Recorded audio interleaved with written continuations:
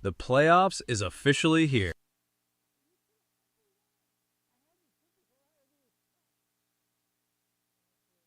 Welcome to Dr. Mensch, the radio show that takes a real, compassionate look at mental health from A to Z. Join child and adolescent psychiatrist Dr. Gil Lichtshein each week as we explore topics that matter: autism, ADHD, anxiety, depression, OCD, schizophrenia, behavioral challenges, neurodevelopmental disorders, and more. No stigma, no judgment. Just honest conversations, new therapies, breakthrough treatments, and real solutions for real people. Mental health is not a weakness. It's a treatable medical condition, and help is available. Join the conversation now by calling the studio at 888-994-4995, Studio A. This is Dr. Mensch, where hope and healing begin.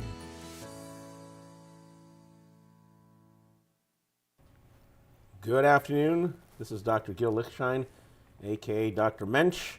I'm a board-certified child, adolescent, adult psychiatrist in Boca Raton, Florida, which is where my office is at, 7100 West Camino Real, Suite 404, and my phone number is 561-300-4052. I live in South Florida. It's been summer now for a few months, but it's kind of officially summer. Schools, I mean, colleges have been out for almost a month, but public schools have ended all within the last week. So kids are out. It's the summer. It's fun times, and it's if you're a New York Knicks fan, this is really a great time because the New York Knicks are 2 games away from achieving I don't say impossible, but achieving something that seemed improbable at the beginning of the year, that is an NBA championship. I have Freddy Santory here, a frequent guest who, like me, is our Knicks fan, and at the beginning of the basketball season, with the Knicks making a coaching change, it seemed like that, Mike Brown was given an agenda or a task. Like, you make a coaching change where the Knicks made it to the Eastern Conference Final. Mm-hmm. They got within 2 games of the NBA Finals, and they make a major move. They fire Tom Thibodeau, who was beloved by the players, and they hire Mike Brown. And you think, like, okay, Mike Brown, you have to get the Knicks to the finals. You can't you can't get them to the Eastern Conference Finals or anything less, because it's basically you've stagnated.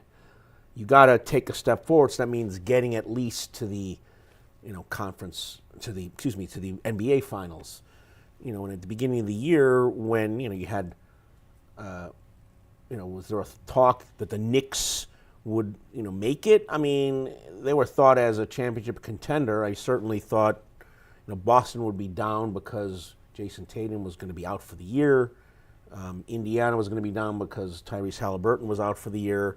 Who knows, was Cleveland a fluke or the real thing? I didn't think Detroit was going to be as good as they were. So yeah, it looked promising. But then, Detroit won 60 games. Boston, remarkably, won 56 games, and then Tatum came back, and it made it seem like, oh God, the Celtics have to be the prohibitive favorite. I mean, Jason Tatum's back. They won 56 games. Man, they're like a machine. Then, so going into the playoffs, I mean, the Knicks had won 53 games. So they actually, I think last year with Thibodeau, they won 52. So they more or less kind of, were in the same place as last year. And I believe last year they were the 3rd seed. Mm-hmm. This year they were the 3rd seed, because they played Boston in the semifinals as the 3rd seed playing the 2nd seed. Same lineup. Right, so they had, more or less the same lineup, same record, same position in the seedings in the playoffs. And like last year, in theory, if everything worked out, they would have played Boston. Correct. In the second round. And I was like, okay, I don't know could they beat Boston the second year in a row with what seemed like a rejuvenated Jason. I was kind of skeptical.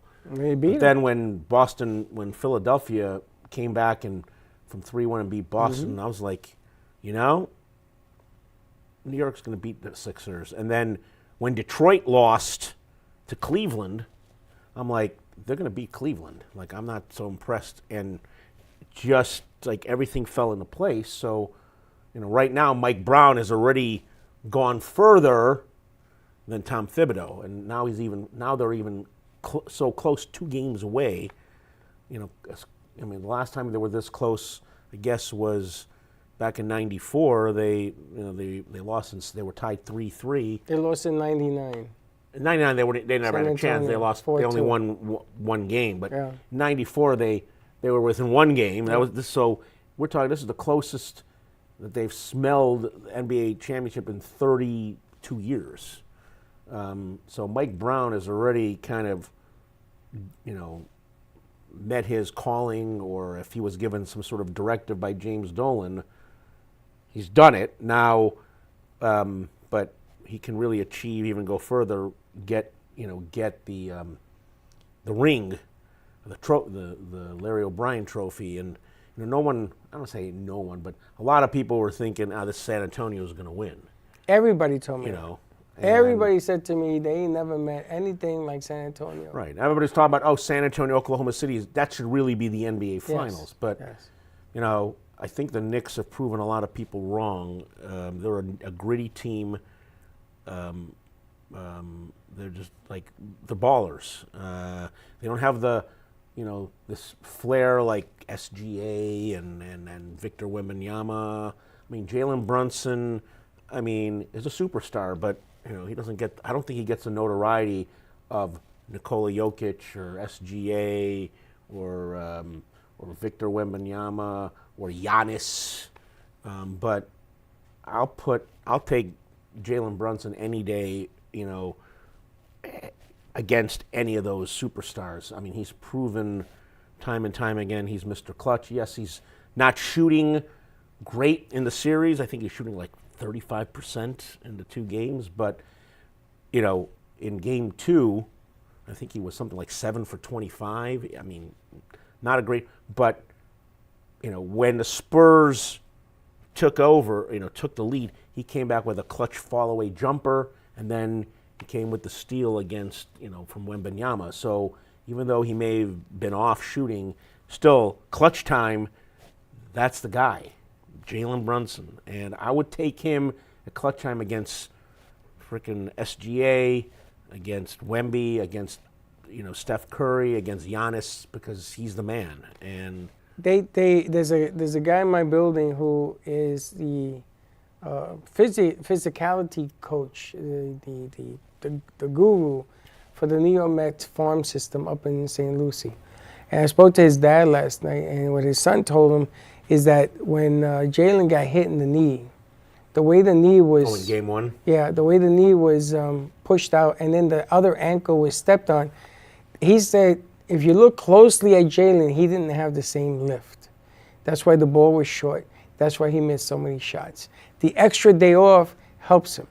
So tonight, I'm anticipating to see the old Jalen. Now, remind you, this team is lean and they're tall and they move real well. This was, what, the second or number 1 defensive team in the league, wasn't it? I think so. So that they're getting the points that they're getting under these circumstances, their defense has to match up to their intensity. So that's what I like about this game. And like those other teams that you mentioned, if their one player is not doing well, OKC was missing 2 superstars on their offense. So I can't blame them too much for losing.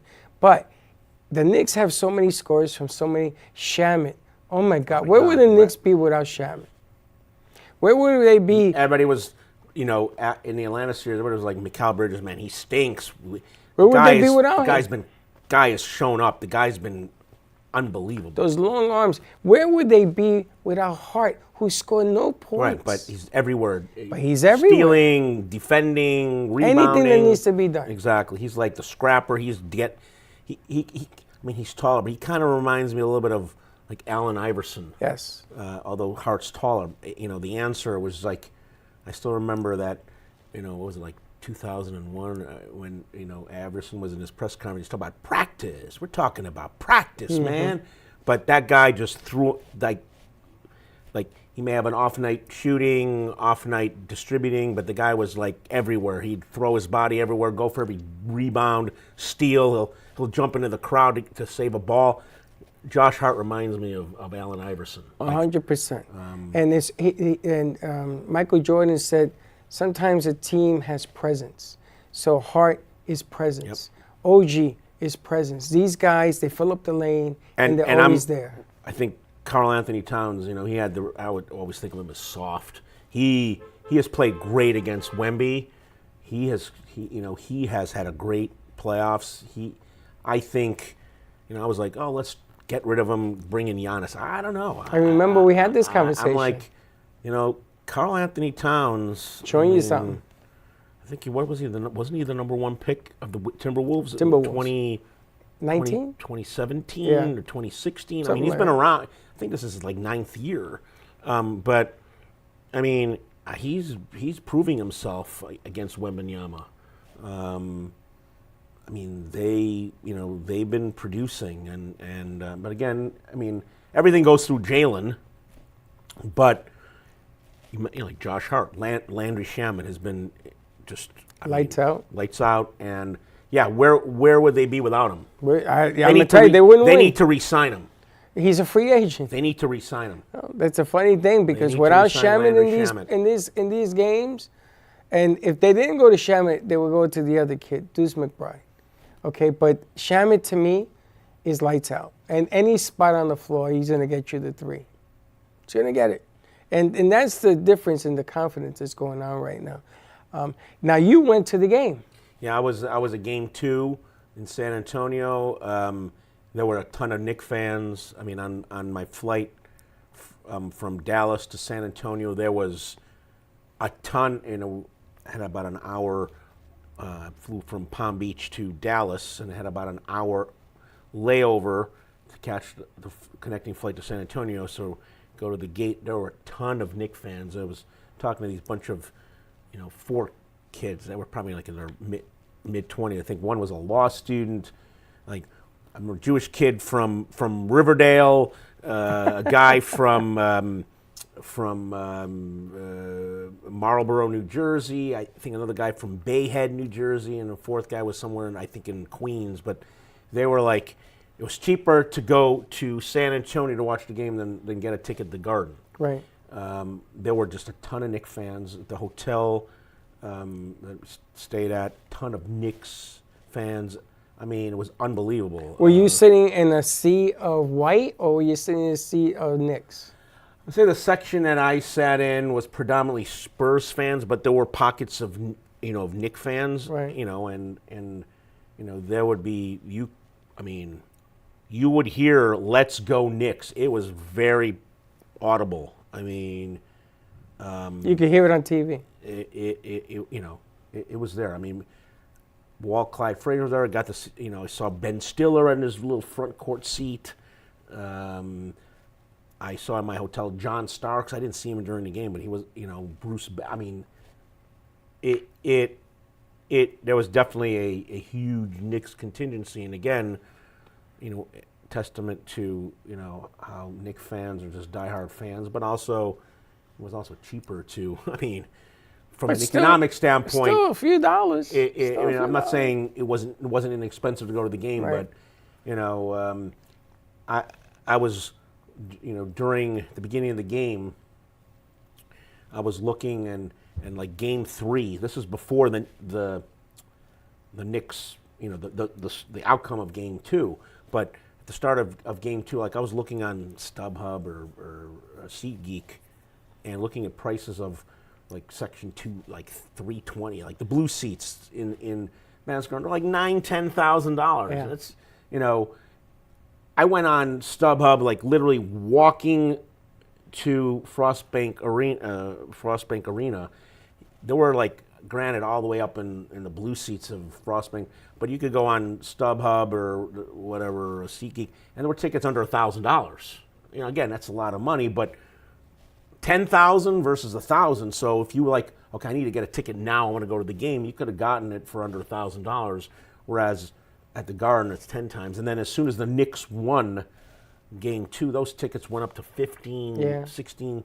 The comparable seats I was sitting at in Frostbank was like $25,000. That is insane. Like, who can afford that? Yeah, if you're Ben Stiller or Timothy Chalamet, you could afford it. If you are Jamie Dimon or work at, Morgan Stanley or Bank of America or corporate company like that, you can afford it. But the average Joe, like imagine you're a school teacher in New York City, you can't afford to go to see the game for $25,000. It's insane. And Hart mentioned that. He said it's a shame that the New Yorkers in New York can't go to this game.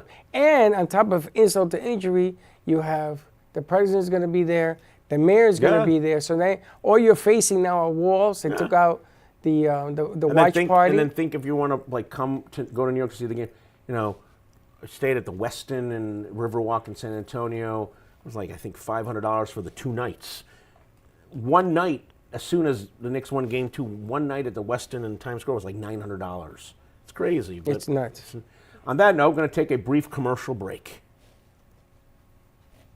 What happens when the mind of a healer crosses over into the darkness of the human soul? From authors David Icovetti, Dr. Gil Lichtshein, and Yolanda DeLuca comes a chilling psychological thriller, Dr. Mensch, A Prescription for Evil. This gripping novel follows a respected Boca Raton psychiatrist who secretly descends into madness, transforming into a modern-day king of the underworld. Inspired by true events and Dr. Gil's childhood connection to a mob family, this story blurs the line between sanity and evil, genius and destruction. Unforgettable, disturbing, impossible to put down.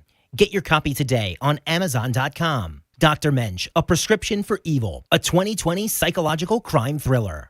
You're listening to Dr. Mensch with child and adolescent psychiatrist Dr. Gil Lichtshein. For a copy of his powerful new book, Dr. Mensch's Prescription for Evil, visit Amazon.com.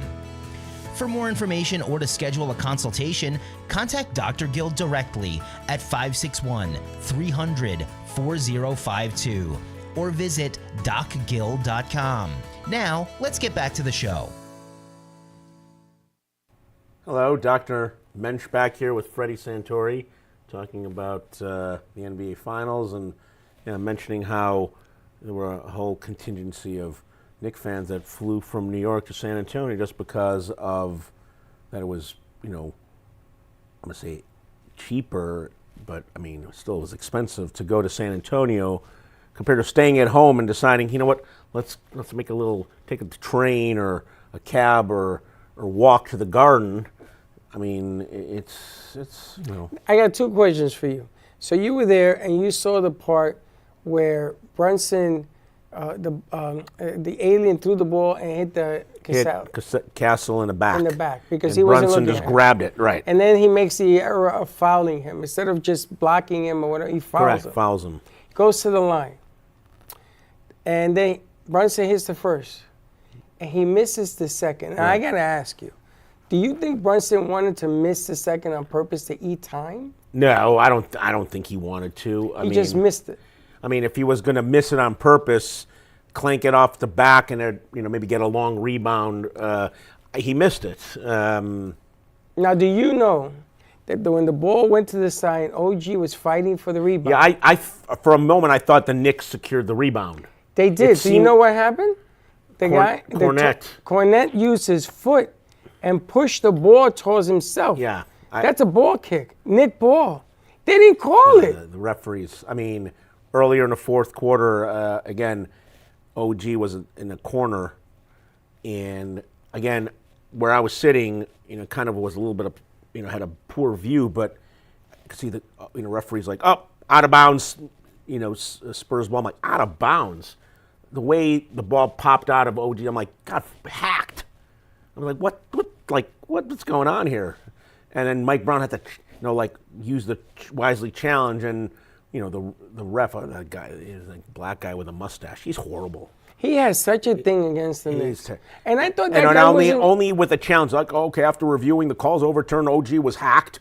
It's foul and 3 free throws. But didn't they get rid of him in the Cavs series? And they always said that because there was some kind of thing going on with him in the Knicks, and he was back again. Back. Game 2 is just some bad officiating, and you don't want a game to come down to officials making a lousy call. But there was plenty of them. But in the end, I mean, listen, Wemby had an open shot. He missed it. To me, like, I'm totally comfortable with Wemby posting outside, taking threes and taking 18-footers. Well, he also had a 7-footer in his face. So, Mitchell Robinson and Cat are doing a good job in, Wemby, I think, had 9 rebounds. Yes. I mean, he had 29 points. He had a big second half. But, hey, you hold Wemby to 9 rebounds, I'm perfectly happy. Bad. I'm perfectly happy with Wemby only getting 9 as opposed to 16 or 17. Hart had 15 in the first game. And he's 5, what is he, 6'5"? Yeah. Wemby is what, 7, 4. whatever, 8 feet tall. He's like a giant. But, Wemby could score 35 points. He has 6, 7 rebounds. Yes. 1 block. Hey, I'm perfectly fine. And if his 35 is, he's shooting threes and, outside the lane, like, okay, you're keeping him from getting inside, posting up, or getting rebounds, or blocking shots, and perfect.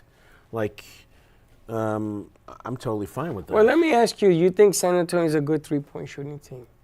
I mean, they have some, But do you think they were good? Would that be your game, is to shoot from three-point? No, I mean, you have this freak inside. Right, but he shoots the three also. I know, but, like, that's not why you're paying Wemby the big bucks. True. He's a monster. Like, so is your inside game, like, force it inside. Offense is force it inside and shoot it out? Get Cat and Mitchell Robinson in foul trouble. Okay, and they've done that. You get Cat in, get quickly 3-4 fouls, and he's out of the game. You get Mitchell Robinson. Okay, he's not going to score. He's there to rebound, and block shots, and just disrupt any penetration. You've just taken Cat. Cat can shoot the three. Cat can distribute. Cat can score inside. Cat's mobile. Mitchell Robinson isn't. So if Wemby can go inside and, like, force Cat into fouling him and force Cat out, okay, you got Mitchell Robinson, and then you hack a Mitch. He's. I was so thrilled when he made 2, and I'm like, made 2. Like 2 in a a row. miracle. Now, physicality. Think that the Spurs are more tired than the Knicks, or that doesn't have a difference? I think both teams were gassed at the end. In the late fourth, they were both gassed. But I mean, I think the Knicks are a more physical team, and that would take more out of you. Yeah, the Knicks, that could take more out of you. But again, Brown is playing. Mitchell Robinson, Deuce McBride, Landry Shamet. I don't think anybody else is. Jordan Clarkson didn't come in at all on second game. He came in a little bit in the first. Right. So Clarkson, but mainly it's obviously the starting 5, and he's been using Shamet a lot, like 30+ minutes. Especially when Hart is not. Deuce McBride and what am I blanking on? And Mitchell Robinson. Do you know that the second unit carried the third and starting of the fourth and got him the big lead? Yeah, exactly. And it was not. Brunson was on the bench. They were all on the bench. Yeah. It was the second unit, and he liked it so much he kept it. Yep. I'm going to tell you, that's the difference. I didn't like the Knicks move of firing T for this guy. I never liked it. Never liked it. Boy, was I wrong. Boy, was I wrong. Yeah, I mean, you could always, it's always nice to be a Monday morning quarterback, but Mike Brown had to get the Knicks to the NBA Finals. Otherwise, if they would have gone to the Eastern Conference, lose to Cleveland, they'd be like, okay, you fired Thibodeau for Mike Brown and basically, made a lateral move. But this now, you're 2 games away from winning it all. And he has them in motion. And 4 shots per session. And 4 possessions. they're playing like a well-oiled machine. Yeah, they got a game plan. Yeah. They've done a lot of film work. They're moving the board. And they're not taking it easy. They're not looking for the close Brown, shot. He took LeBron James to the NBA Finals back in 2000 against San Antonio.